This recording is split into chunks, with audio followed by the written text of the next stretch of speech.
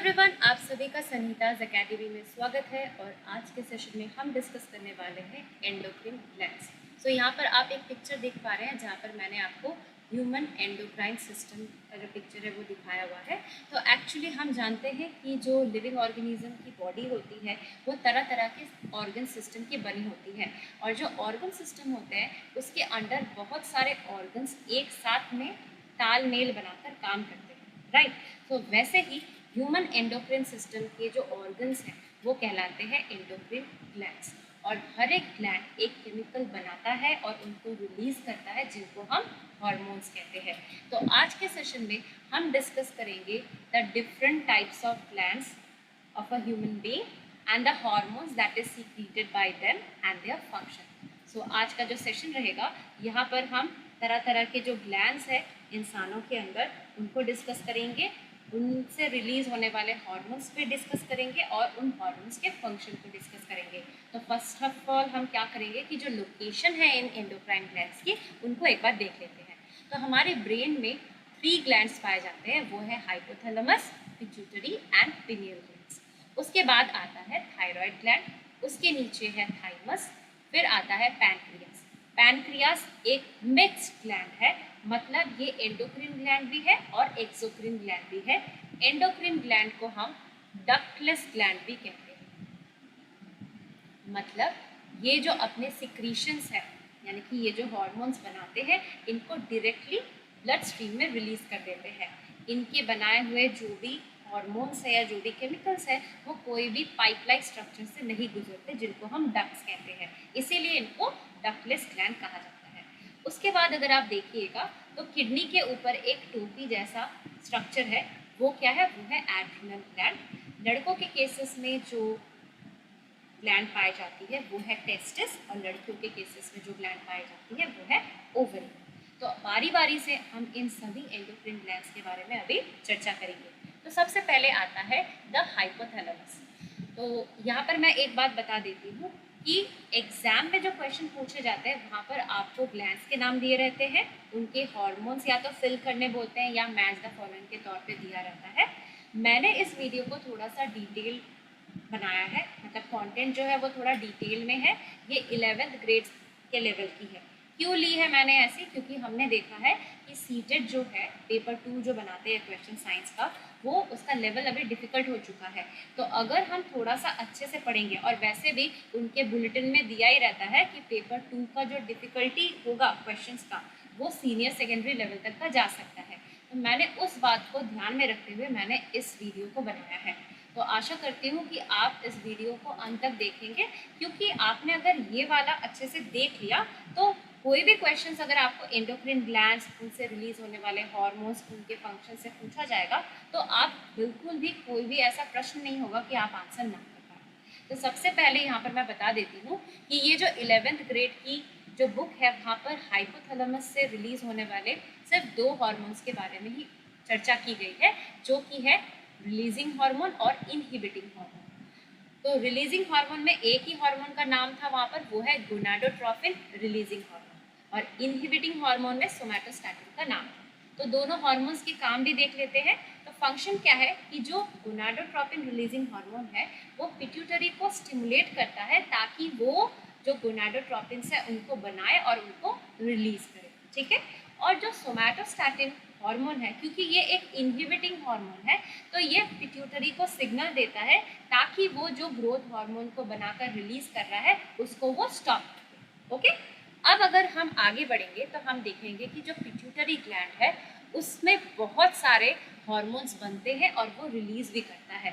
तो बारी बारी से पहले हार्मोन्स के नाम देख लेते हैं। वो है ग्रोथ हार्मोन, फिर आता है प्रोलैक्टिन, फिर आता है adrenocorticotropic hormone, follicle stimulating hormone, melanocyte stimulating hormone, luteinizing hormone, vasopressin, thyroid stimulating hormone और ऑक्सीटोसिन। तो अगर आप देखेंगे कि यहाँ पर मैंने 3 कलर्स का इस्तेमाल किया है, जहाँ पर मैंने हार्मोन्स को सर्कल किया हुआ है। तो 3 कलर्स क्या बता रहे हैं, जो रेड कलर यानी कि जो वैसोप्रेसिन और ऑक्सीटोसिन को मैंने सर्कल किया हुआ है, ये न्यूरोहाइपोफाइसिस मतलब पिट्यूटरी ग्लैंड के 3 रीजन है। तो ये जो पोस्टेरियर पिट्यूटरी है वो वाले हिस्से से ये 2 हार्मोन्स बन के सिक्रीट होते हैं। ओके, फिर जो मैंने ब्लू से एक लिखा है जो कि है मेलानोसाइट स्टिमुलेटिंग हार्मोन, ये पार्स इंटरमीडिया बोल के एक रीजन है पिट्यूटरी ग्लैंड में, वहाँ पे बनती है और फिर रिलीज होती है। और जो ऑरेंज से जिन हार्मोन्स को मैंने सर्कल किया हुआ है वो है पार्स डिस्टैलिस यानी कि एडिनो हाइपोफाइसिस। इसको हम क्या कहते हैं, इसको हम एंटीरियर पिट्यूटरी भी कहते हैं, जिनके हार्मोन्स मैंने ऑरेंज से सर्कल किए हैं। अब बारी बारी से हम हर एक हार्मोन को पढ़ेंगे और उनके फंक्शंस को भी जानेंगे। तो सबसे पहले आता है ग्रोथ हार्मोन। ग्रोथ हार्मोन का काम क्या है, it stimulates growth in all organs, मतलब हमारे हर एक ऑर्गन में ये ग्रोथ को बढ़ावा देता है, स्टिमुलेट करता है। अब अगर ग्रोथ हार्मोन ज़्यादा बनने लगे बॉडी में तो क्या होता है, इंसान बहुत ही ज़्यादा लंबा हो जाता है, मतलब हद से ज़्यादा लंबा हो जाता है, तो उस केस को हम कहते हैं जाइगैंटिज्म। और अगर ग्रोथ हार्मोन का सिक्रीशन कम हो हमारी बॉडी में तो वो बौना पैदा होता है, यानी कि पिट्यूटरी ड्वार्फिज्म कहते हैं इसको हम, ये होगा ड्वार्फिज्म। ओके, नेक्स्ट हार्मोन जो है वो है प्रोलैक्टिन। प्रोलैक्टिन का काम है, it regulates the growth of the mammary gland and formation of milk in them. तो ये क्या करते हैं कि औरतों में यानी कि फीमेल्स में जो मैमरी ग्लैंड होता है उसकी ग्रोथ में ये हेल्प करता है, उसकी ग्रोथ को ये रेगुलेट करता है। और जब वो माँ बनती है तो मैमरी ग्लैंड में फॉर्मेशन ऑफ मिल्क को भी वो रेगुलेट करता है। फिर जो थर्ड हार्मोन है वो है थायराइड स्टिमुलेटिंग हार्मोन। तो इसका काम है, it stimulates the synthesis and secretion of thyroid hormones from the thyroid gland. तो इस स्टिमुलेटिंग हार्मोन का मतलब थायराइड स्टिमुलेटिंग हार्मोन का काम है कि थायराइड ग्लैंड में बनने वाले थायराइड हार्मोन्स के सिंथेसिस को और उसके सिक्रीशन को बढ़ावा देना, यानी कि स्टिमुलेट करना। नेक्स्ट जो हार्मोन है वो है एड्रेनोकॉर्टिकोट्रॉपिक हार्मोन। तो इसका काम है, it stimulates the synthesis and secretion of steroid hormones called glucocorticoids from the adrenal cortex. So adrenal gland के दो रीजन होते हैं, कॉर्टेक्स एंड मेडुला। तो ये जो एड्रेनोकॉर्टिकोट्रॉपिक हार्मोन है ये एड्रिनल कॉर्टेक्स को स्टिमुलेट करता है ताकि वो सिंथेसाइज करे और सिक्रीट करे स्टेरॉइड हार्मोन्स जिनका नाम है ग्लूकोकॉर्टिकॉइड्स। उसके बाद आते हैं ल्यूटिनाइजिंग हार्मोन और फॉलिकल स्टिमुलेटिंग हार्मोन के बारे में जानेंगे। तो ये दोनों हार्मोन ही क्या करते हैं, हमारे गोनैड्स की एक्टिविटी को स्टिमुलेट करते हैं, जिस वजह से इनका एक और नाम भी है वो है गोनाडोट्रोपिक्स। ल्यूटिनाइजिंग हार्मोन का काम है कि वो स्टिमुलेट करता है synthesis and secretion of hormones called androgens from testis. So testis से ये जो एंड्रोजन हार्मोन का बनना और रिलीज होना उसको स्टिमुलेट करता है luteinising hormone. Follicle stimulating hormone males में क्या करता है, वो एज वेल एज एंड्रोजन ये दोनों स्पर्म के फॉर्मेशन में भी मदद करते हैं। ल्यूटिनाइजिंग हार्मोन का फीमेल्स में काम क्या है कि ये ओव्यूलेशन को इंड्यूस करते हैं और जब एग रिलीज हो जाती है तो हमारे पास जो ये कॉर्पस ल्यूटियम बच जाता है उसको मेंटेन भी करता है। फॉलिकल स्टिमुलेटिंग हार्मोन का काम फीमेल्स में होता है कि वो जो फॉलिकल्स होते हैं, ओवरियन फॉलिकल्स होते हैं, उसके ग्रोथ और डेवलपमेंट को स्टिमुलेट करते हैं, मतलब बढ़ावा देते हैं। नेक्स्ट जो हार्मोन है वो है मेलानोसाइट स्टिमुलेटिंग हार्मोन। इसका काम है कि ये मेलानोसाइट्स यानी कि ऐसे सेल्स जिनमें मेलानिन पिगमेंट मौजूद होती है उसको रेगुलेट करते हैं, जिस वजह से हमारी स्किन की जो पिगमेंटेशन है वो भी रेगुलेट होती है। नेक्स्ट हमारे पास आता है ऑक्सीटोसिन हार्मोन। इसका काम है स्मूथ मसल्स के ऊपर एक्ट करना। तो ये कब एक्ट करता है, जब बच्चा जन्म लेने वाला होता है तो यूटरस में जो कॉन्ट्रैक्शंस होते हैं उसको ये स्टिमुलेट करता है और मैमरी ग्लैंड से मिल्क के निकलने में भी ये मदद करता है, मतलब इन चीज़ों को वो स्टिमुलेट करता है। वैसोप्रेसिन जो हार्मोन है इसका मेन काम होता है किडनी के ऊपर, मतलब वो किडनी के फंक्शनिंग को इफेक्ट करता है। ये क्या स्टिमुलेट करता है, ये वाटर को रिजॉर्ब करने में मदद करता है और जो इलेक्ट्रोलाइट्स होते हैं वो डिस्टल ट्यूब्यूल्स से ये रिजॉर्ब करता है, रिजॉर्प्शन में मदद करता है। देयरफॉर क्या होता है कि जो लॉस ऑफ वाटर है in the form of urine उसको ये रिड्यूस कर देता है, इसीलिए इसको एंटी डायूरेटिक हार्मोन भी कहा जाता है। उसके बाद आते हैं हम पिनियल ग्लैंड के बारे में पढ़ेंगे जो कि मेलाटोनिन हार्मोन को बनाता है और फिर रिलीज करता है। मेलाटोनिन हार्मोन का काम क्या है कि ये हमारे स्लीप वेक साइकिल को रेगुलेट करता है, मतलब हमारा 24 आवर का जो रिदम है हमारी बॉडी का उसको ये रेगुलेट करता है। ये हमारे बॉडी टेम्परेचर को मेंटेन करता है। ये हमारे शरीर के मेटाबॉलिज्म, पिगमेंटेशन, मेंस्ट्रुअल साइकिल और हमारी डिफेंस कैपेबिलिटी को भी इन्फ्लुएंस करता है। थायराइड ग्लैंड से जो हार्मोन रिलीज होती है वो है थायरॉक्सिन। इसके बहुत सारे काम हैं, जैसे कि ये हमारे बेसल मेटाबॉलिक रेट को रेगुलेट करता है, ये आरबीसीज के बनने को सपोर्ट करता है, ये हमारे जो कार्बोहाइड्रेट्स, प्रोटीन्स और फैट्स का जो मेटाबॉलिज्म होता है उसको कंट्रोल करता है, हमारे शरीर में वाटर और इलेक्ट्रोलाइट के बैलेंस को ये मेंटेन करता है। और एक अलग सा हार्मोन है जिसका नाम है थायरोकैल्सिटोनिन। ये जो हार्मोन है ये ब्लड में कैल्शियम लेवल्स को रेगुलेट करता है। ठीक है, सो थायरॉक्सिन के सिवाय भी ये वाली जो हार्मोन है जिसका नाम है थायरोकैल्सिटोनिन, ये रेगुलेट करता है हमारे ब्लड में कैल्शियम लेवल्स को। अब क्योंकि जो मेन हार्मोन है वो है थायरॉक्सिन जो कि थायराइड ग्लैंड प्रोड्यूस करता है, अगर थायरॉक्सिन ज़्यादा बनने लगे और सिक्रीट होने लगे तो उस कंडीशन को हम हाइपरथायरॉयडिज्म कहते हैं। अगर थायरॉक्सिन हार्मोन हमारी बॉडी में कम बने तो उस कंडीशन को हम हाइपोथायरॉयडिज्म कहते हैं, जिसके वजह से गॉइटर होता है, जो ये डेफिशिएंसी डिजीज है। इसमें क्या होता है कि जो थायराइड ग्लैंड है वो बहुत ही ज़्यादा बढ़ जाता है। और ऐसा क्यों होता है? ये होता है आयोडीन की कमी के कारण हमारी बॉडी में। अब जो नेक्स्ट ग्लैंड है वो है पैराथायरॉयड ग्लैंड। सो यहाँ से जो हार्मोन रिलीज होती है वो है पैराथायरॉयड हार्मोन। इसका काम है हमारे ब्लड में कैल्शियम के लेवल को बढ़ाना। ओके, अब हम डिस्कस करेंगे थाइमस के बारे में। थाइमस से जो हार्मोन रिलीज होती है उसका नाम है थाइमोसिन। इसका फंक्शन है कि ये टी लिम्फोसाइट के डिफरेंशिएशन में मदद करता है और ये एंटीबॉडीज के प्रोडक्शन को भी बढ़ावा देता है, प्रमोट करता है।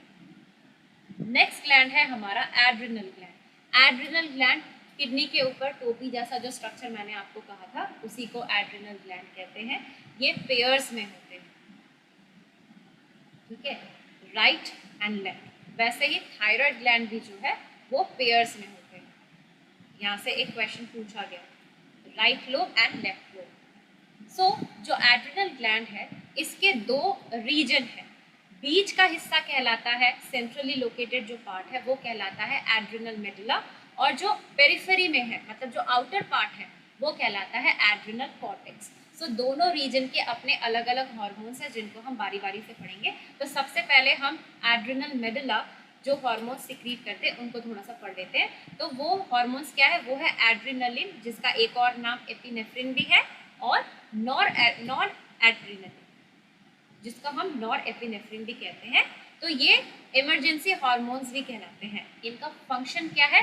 फाइट और फ्लाइट रिस्पॉन्स, मतलब इमरजेंसी सिचुएशन में हम किस तरीके से रिएक्ट करेंगे, क्या हम उस सिचुएशन में फाइट करेंगे या वहाँ से भाग जाएंगे, इस टाइप के रिस्पॉन्सेस के लिए रिस्पॉन्सिबल है ये इमरजेंसी हार्मोन्स। अब आते हैं एड्रिनल कॉर्टेक्स के हार्मोन्स के बारे में। तो यहाँ पर 2 टाइप्स ऑफ हार्मोन्स ये बनाता है और रिलीज करता है।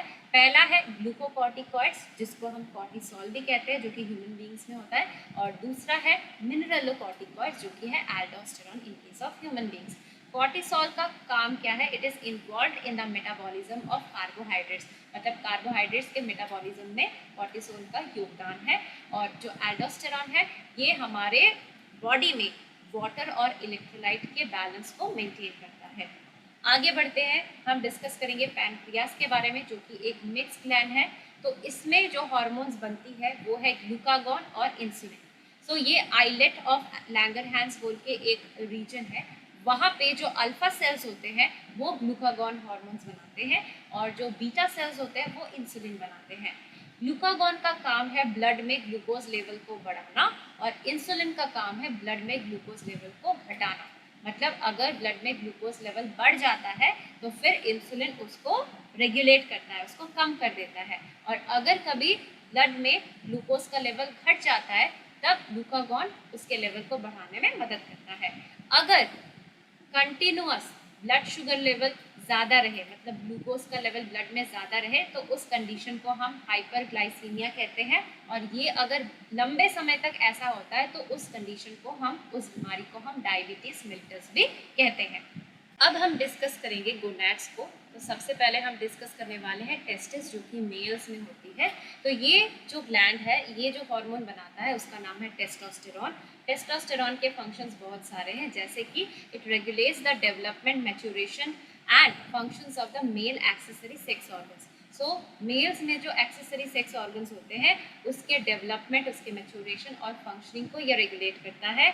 नेक्स्ट इसका काम क्या है? It stimulates muscular growth, growth of facial and axillary hair, aggressiveness, low pitch voice. So muscular growth को ये बढ़ावा देता है इन केस ऑफ मेल्स। फिर फेशियल हेयर्स, एक्सिलरी हेयर्स के ग्रोथ को भी ये स्टिमुलेट करता है। उनमें गुस्सा, एग्रेसिवनेस, फिर उनकी जो लो पिच वॉइस होती है, इन सभी को वो स्टिमुलेट करता है। ये स्पर्म के फॉर्मेशन को भी स्टिमुलेट करता है, एज वेल एज ये मेल सेक्सुअल बिहेवियर्स को भी इन्फ्लुएंस करता है। अब डिस्कस करेंगे ओवरीज के बारे में। ये होती हैं इन फीमेल्स। तो इसमें जो दो हार्मोन्स बनते हैं और फिर सिक्रीट होते हैं वो है oestrogen and progesterone. So oestrogen and progesterone दोनों के अलग अलग काम है। जैसे कि oestrogen stimulates growth and activities of female secondary sex organs. So females की जो सेकेंडरी सेक्स ऑर्गन्स होती हैं उनके ग्रोथ और उनकी एक्टिविटीज़ को ये स्टिमुलेट करता है। Development of growing ovarian follicles. So menstrual cycle में जो फॉलिकल्स ग्रो करते हैं, ओवरियन फॉलिकल्स जो ग्रो करते हैं, उनके डेवलपमेंट को भी ये स्टिमुलेट करता है। Appearance of female secondary sex characters like high pitch voice. So लड़कियों में जब वो प्यूबर्टी को हिट करते हैं तो उनकी वॉइस कैसी हो जाती है? हाई पिच वॉइस हो जाती है। तो ये क्या है? उसका फीमेल का सेकेंडरी सेक्स कैरेक्टरिस्टिक्स है, सेक्सुअल कैरेक्टरिस्टिक्स है। तो उसको वो स्टिमुलेट करता है, उसको वो इन्फ्लुएंस करता है। डेवलपमेंट ऑफ मेमोरी ग्लैंड को भी वो इन्फ्लुएंस करता है। फिर it influences female sexual behaviours also. So एक फीमेल की सेक्सुअल बिहेवियर को भी ये इन्फ्लुएंस करता है। जो प्रोजेस्टेरॉन है वो क्या करता है? वो प्रेगनेंसी को सपोर्ट करता है in females. It also acts on the mammary glands and stimulates the formation of alveoli and milk secretion. तो हम जानते हैं कि फीमेल्स कंसीव करने के बाद क्या होता है कि धीरे धीरे उनके बॉडी में चेंजेस आते हैं। तो वैसा ही एक चेंज क्या है कि उनका जो मेमोरी ग्लैंड है वहाँ पर मिल्क बनने लगता है, और फिर जब बच्चा पैदा होता है तो वहाँ से जो मिल्क सिक्रीशन है उसको ये सपोर्ट करता है हार्मोन, जिसका नाम है प्रोजेस्टेरॉन। तो इसी के साथ हमारा आज का सेशन यहीं पर समाप्त होता है। आशा करती हूँ कि आपको मेरा आज का ये डिटेल वीडियो पसंद आया होगा। अगर पसंद आया है तो मेरे इस वीडियो को लाइक एंड शेयर कीजिए। मेरे चैनल समीकाज़ अकेडमी को सब्सक्राइब कीजिए और जो बेल आइकन है उसको प्रेस करके रखें, ताकि आपको मेरे चैनल पे हर एक वीडियोज़ की अपडेट्स टाइम टू टाइम मिलते रहें। मिलते हैं अपने नेक्स्ट सेशन में, जहाँ पर हम सॉल्व करने वाले हैं previous year questions related to endocrine glands. Till then take care and bye bye.